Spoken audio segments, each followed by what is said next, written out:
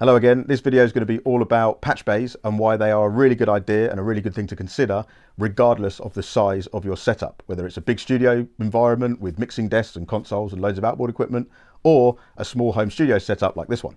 So patch bays, you may have seen them around the studios at ACM. They're normally around near where the mixing desk is, often to the top right hand side of the desk. Now a lot of you may see this and not realize what it's for and not realize its potential. So this video is going to be telling you about why they are a great idea. The first reason they're a really good idea is because it makes everything so much more efficient when you want to reroute pieces of equipment and send signals to different parts of the equipment that you have wherever you're working. So for instance, in this place here, I have not a lot of extra equipment. Most of the stuff is in the box, but I have a couple of synthesizers and a sampler. Now, the outputs of those are plugged into inputs on my audio interface. However, because one's a sampler, I also need to plug something into it in order to get the sample back. Now, it would be ideal if there was a 19-inch rack face that had loads of holes in it that were named the inputs and the outputs of all the equipment around the studio, the audio interface ins and outs, the equipment's ins and outs, and so on. That's what a patch bay is. A patch bay gives you the option to do that, so you never have to get on your hands and knees again and unwire things. You just decide you send one signal from one thing to a specific destination. In this video, I'm going to do it to my own setup, which is here, because about 2 years ago now, I bought a patch bay and labelled it up with nice labelling, and exactly what the equipment was written down. Since that time, a lot of that equipment's either been sold or swapped, so none of the names make sense anymore. It's also a mess because I've decided to redo what a patch bay does best, put wires in certain places and figure out the best route for signal. I've done that and it stayed there, and now it looks like this. So my job now is to go back and make sure that the front looks completely clean by using normaled connections. What this means is I can plug something into a top hole and then into the bottom hole, and then those two make a connection with each other, so they don't have to be patched. It's called normaling, so it normals the signal, it completes the circuit for you. But as soon as you patch something in or break that circuit, that signal is then sent to wherever you want it to go to at the end of that lead. This is how I'm going to be setting up the new patch bay style. These came in the post. These are the new labels for it. As you can see there's some, might not even focus. I don't know, there you go. These are the new labels for it, just sticky labels that go over the front. So, time to get on my hands and knees and get this sorted. So this is my patch bay as it is at the minute. As you can see, it's quite a mess of cables and stuff that I hate the sight of. And I just want this to be flush at the back. So what I'm going to try and do is make these as normaled or half normaled connections on the back, which the new labels, ta-da, are going to show me. So let's unplug it all. Let's just get it over and done with now. So as you can see from here, it's a clean patch bay, and you can see the inputs and outputs. So how I have mine configured beforehand is pretty much how I'm going to have it now, just there's going to be different connections made. So at the top, we've got the mic input, then we've got the Moog, that doesn't exist anymore. Then we have a synthesizer, the Pro 2, which does exist. Then we have two stereo inputs, a Digitone and a Digitact. They also no longer exist. MPC's outputs 1 to 6. So all of these are outputs from those specific pieces of equipment. So what you would do is you would plug the output of that equipment into the back of this. How this works in a half normal position is all of these outputs are half normaled to all of these inputs on the interface. So we've got 1 to 8 from the Apollo just down here that you can see, and then the ADAT 8 inputs, which come from this up here.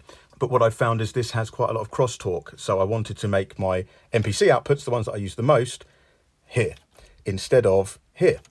So take over all of these, move these over, and then put the Pro 2 at the end. We still have the modular synth, that can stay where it is, or move over closer to 3 and 4 over here. But it should end up being a lot cleaner and look like this without having to patch anything. You'll also see at the bottom here, I've got inputs, so MPC input. This is staying because this is what I plug an output of the audio interface into to sample into the MPC. We've got the same for the Digitone here. This doesn't exist, again, the Digitact, sorry. That doesn't exist, so that is now going to be taken over by one sampler for the modular rig. And as you can see on the new overlay, those extra ones there are just free and open. So I can just put a little piece of tape to change it rather than having to deal with looking at something that doesn't exist anymore. So I'm not looking forward to this at all, but hopefully the next scene you will see a new patch bay. This is my life now for the next hour or so, I reckon. Luckily enough, I have snaked a lot of the cables here, so I know that all of these are the MPC ones, so I can get those put in properly. But yeah, wish me luck. Okay, so we're done. As you can see, Bosch, we have some stuff going on. So I'm a sweaty mess. I feel horrific. I need to shower. But it's done. So all of the outputs from all of the pieces of equipment are now going into the inputs across here. We've then got 2 spare, which is over here, where I have cables for like over this side and over that direction, just free. So if any new pieces of equipment happen to arrive here, I can just plug them in, and I know that I'm going to have some patching possibility for them. You'll also see at the bottom here, I've got the inputs for the modular and so on, which I'm going to try now. So the reason I'm doing it in this is because I can route certain things in and out from the console application. I haven't got to open up Logic or anything. Right, so let's open up a tune. I'll play one of my own to save any kind of copyright infringement. I've turned it down a bit. So here we go. I can see it's coming through here. Now what I need to do is send this out 7 and 8.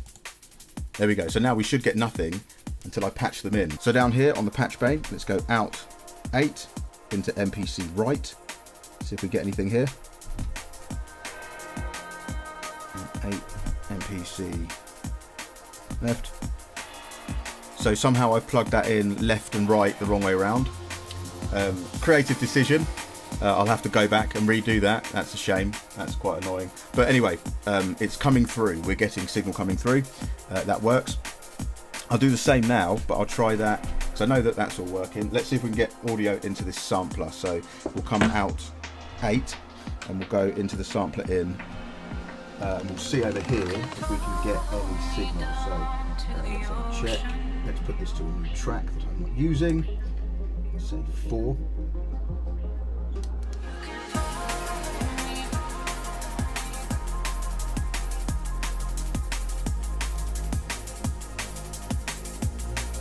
Signal.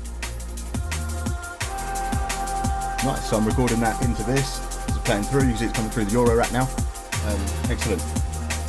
So as you can see, everything that's here, I mean there's not a lot that's here, but everything that's here I can take out, I can put back in, and I can just use this to do it. I can have all of my outputs going into anything. I could select any of my outputs from the equipment and go into any of the inputs and override what's there. I could take this out and everything should play as is and come through. If I play the drum kit on the MPC, we should see some signal coming in here.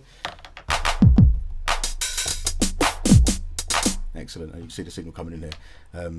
So yes, patch bays, really good idea to get all of your equipment connected so you can use it more creatively.